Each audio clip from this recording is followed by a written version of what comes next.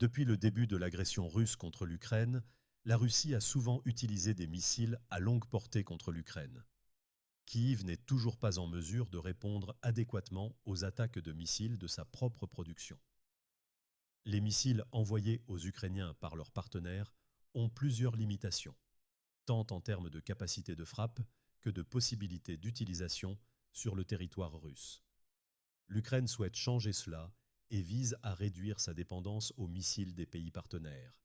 C'est pourquoi Kiev travaille d'urgence sur un programme pour produire ses propres missiles.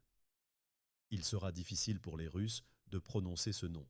Il sera tout aussi difficile pour eux de se défendre contre ces drones, a déclaré le président ukrainien Zelensky à propos du nouveau type de drone de combat Paljanika. Zelensky affirme que la première guerre réussie des drones a déjà eu lieu. Selon le ministre de l'Industrie stratégique, Oleksandr Kamyshin, Paljanika a été entièrement développé et produit en Ukraine, et certains composants proviennent de l'étranger.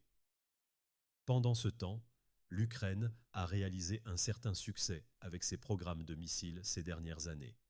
Par exemple, des missiles anti-chars comme Stugna et Corsair, qui sont déjà en production de masse, ou le R-360 Neptune, un missile anti-navire. Ce dernier est un produit du bureau de conception de Kyiv-Luch que les forces armées utilisent depuis 2020, tout comme le système de missiles RK-360MC, qui est capable d'identifier et de détruire les navires ennemis.